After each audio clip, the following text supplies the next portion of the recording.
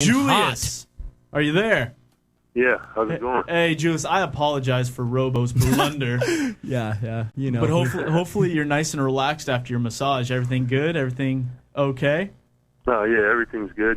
Just gotta stay up on the body, keep that maintenance. Make sure you're always ready. Absolutely. Now, I'm sure your phone has just been blowing up today with the news of your newest quarterback. So the first thing I want to ask you is, how does this question sound? Or this statement, I should say. Peyton Manning will be throwing you, hopefully, touchdowns next season. How's that sound?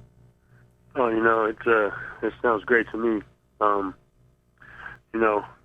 the whole thing of, the Broncos being a possibility for Peyton Manning, and then it actually, coming to fruition, it's exciting for me, and I'm really looking forward to it. Absolutely, Julius. I mean, what better than to have a Hall of Famer throw you the rock, especially in the red zone? But I want to talk about a little bit about your story, because that's what I'm interested in. So you come in, it's kind of underdog story. You played 1 year over there at Portland State, I believe. And, here you are in the Denver Broncos in Mile High. You got all the fans. What's something that you would tell some of the younger players / even the new guys that are going to be rolling into the Denver Broncos facility on how to be a professional and go about yourself, and how exciting is it to work so hard and achieve something like this? The first thing I would say is, remember to always believe in yourself and stay confident. I think that, confidence is an underrated part of sports. When you look at guys and you see how they're struggling on one team, but they're phenomenal on the next, it's just being able to believe in yourself, and when you do anything at a high level, you'll have setbacks and you'll have things that discourage you. You got to remember to believe in yourself, and that's really what's going to keep you going. You think about where I came in as a rookie, and people probably didn't have too many expectations for me, but it was my belief in myself that gave me that drive to go out there and compete every day. And once you start doing that, you're halfway there. And the also part is you got to be accountable and responsible. You see a lot of people that can't be accountable for knowing knowing their responsibilities or being accountable off the field. So really it's just trying to put yourself in the right position to make plays, and then when you have that opportunity, making those plays. So, for anybody that's, aspiring to be in the NFL, those are the two or three things that I would concentrate on the most. Denver Broncos tight end Julius Thomas on right now with Vinny and Robo on the one and only Chaotic Radio. Now, Julius, you've gotten comparisons since you were getting ready for the draft, that you were a Antonio Gates type, physical, big, able to box out due to your basketball background. Now, we move forward to this season. You have one under your belt, and with the possible suspension to Virgil Green being out for the first quarter of the season, Daniel Fells bolting to New England, and Dante Rosario going to rival San Diego. There seems to be a lot on your plate now, seeing how you're the only active, ready tight end on the Broncos roster. So I just ask you, is how are you getting yourself mentally and physically prepared for a much bigger role in this offense? Well, at the end of last year, I set a set of goals that I felt that I needed to address, to make sure that I was going to be able to come in next year and be able to play the way that I expect of myself, as long as with what the coaches expect of me. So, one of those things is spending more time, in the weight room, getting stronger, preparing your body for the 16, 17, however many weeks it's going to be, hopefully 20-something. And after that first year, you kind of know what's expected of you. So that's probably one of the biggest things going into this offseason. And then just, becoming mentally smarter out there. You look at guys that have been doing this for 10, 12 years, and the way they know the game is just on a whole nother level than a guy that was a rookie. And that's the type of level that you need to be able to be at mentally if you want to have a long, successful career in the NFL.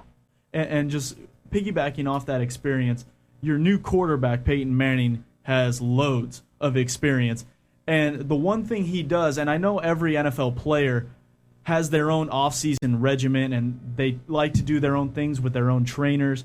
But one thing Peyton Manning's known for is taking his weapons, his receivers, his tight ends in the offseason and working just grueling, sometimes 2-a-days, just to get ready for training camp. And basically I'm asking you, are you prepared for that?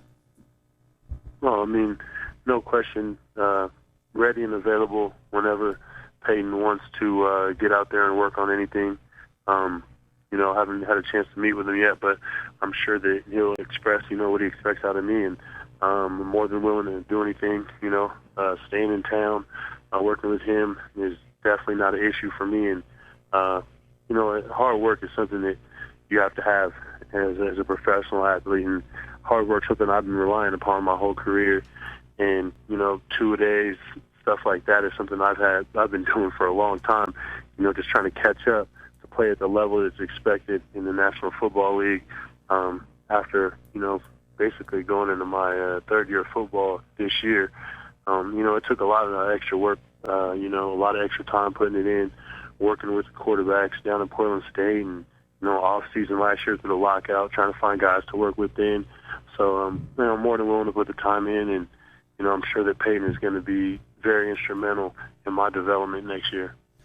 Julius, this is Robo. I love the work ethic and exactly what you're talking about right now, because that's exactly what it takes. And, everyone's been talking about how much people can learn from Peyton Manning. And you look at guys like Reggie Wayne, Marvin Harrison, Dallas Clark, Garcon, Cooley. The list goes on the type of, players that he's had and developed. And, you got to just be itching and just cannot wait to just learn so much from this guy. And what do you expect? Do you expect that this is going to be a totally new learning experience for you to learn from debatably one of the greatest to ever play and mental giants of the game of football? Does that not excite you?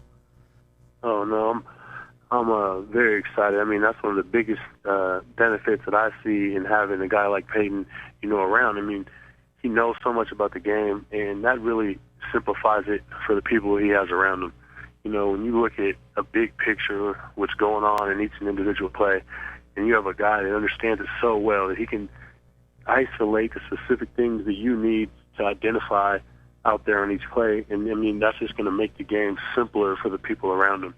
And then when you continually put in those situations, then you start to think the way they do. And whenever you start thinking on the same wavelength, and you hear guys say, they're on the same wavelength as Peyton Manning. He's taught them, how to see the game he does. And whenever you're seeing the game at that high of a level, like Reggie Wayne and Pierre Garcon, you're going to play at a high level. So that's something that I'm extremely excited for. Julius Thomas, Denver Broncos tight end right now, on with the Vinny and Robo show. And Julius, I just want to get your perspective, and I don't expect you to speak for a guy like Tim Tebow, but I just want to get your overall take on the situation, because it's been blown up by the media that Tim Tebow and Peyton Manning couldn't coexist. But how do you see it playing out, or how would you like to see it play out? I have no idea what management wants the situation to be like. I can't even attempt to put myself in their shoes. And, there's so much that goes on in those offices that I have no idea about. As for myself, I try to really stay out of things that I can't control. There's so many things, there's so many variables going on in our lives and with our teammates. And my goal is constantly just worry about the things you can control, and then you'll be halfway to wherever you need to go to. So I'm probably just as anticipating, just like everybody else is, how they're going to handle the quarterback situation. But I am confident in whatever decision they make, it's going to be the best for the Broncos. So I'm going to support management decision 100%. Great call there, Thomas. What is it? You're a basketball guy too. You're a multi-sport athlete, which is that's dangerous as can be. Anybody that can play multiple sports and play them at a high level shows great athleticism. And since it's March Mayhem or Manning Mayhem or whatever you want to call it these days in March, who's your squad right now? I know that your Portland State team is not in it, But I mean, if you got to run with somebody you had to go else for Montana, Big Sky, baby, Big Sky. Of course. No, but I want to know, who do you got right now? Yeah, just to adjust the Montana comment, no Portland State guy would ever for Montana. I had to try and get you. Yeah, there's no way I had them picked in my bracket. Neither did I. I was talking to somebody the other day. I was saying there's probably a third grader somewhere with a better bracket than mine. I got Duke's gone, Missouri. I had them in the Final Four. They take one. I tried to pick UConn as a dark horse. Yeah. Oh man, they go out the first round. And struggling. I decided to go with North Carolina to win it all, and lo and behold, their point guard breaks his wrist. Right. So, I mean, I took my bracket down. I think after the first day. I think we all did. I didn't want to look at it anymore. I had too many red X's on mine. Yeah, I'm hoping that North Carolina can find a way to pull it off. I mean, injuries happen, and I'm sure they have a talented point guard ready to step up. Absolutely. And I would really, really appreciate if they did. That's the only solace that I could have, is that at least North Carolina make it to the Final Four. Yeah. My bracket is not looking pretty. All right. Julius, a tremendous pleasure to have you on our show. We would love to stay in touch and, talk with you when you're doing OTAs, see how you're feeling, where your progress is going with your new quarterback up there. But before I let you go, last week, your boy Tony Hills, and I forgot to ask Chris Harris earlier today, Tony Hills posted a picture on Twitter of his sushi meal. Oh, yeah. Did you by chance see this picture? No, I didn't. I definitely didn't see a picture of a sushi meal. Julius, you got to check it out. I got to tell you, you got to check it out. I've never seen one person with so much sushi in one sitting. I'll just let you take a look at it. But I had to get your take on it. To look that up.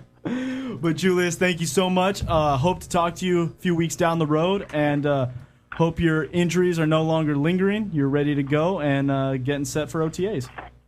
All right, yeah, you guys stay in touch. I'd love for you to have me on whenever, and you guys have a great day today. All right, Julius, thank you. You as well. That was Julius Thomas, Denver Broncos tight end.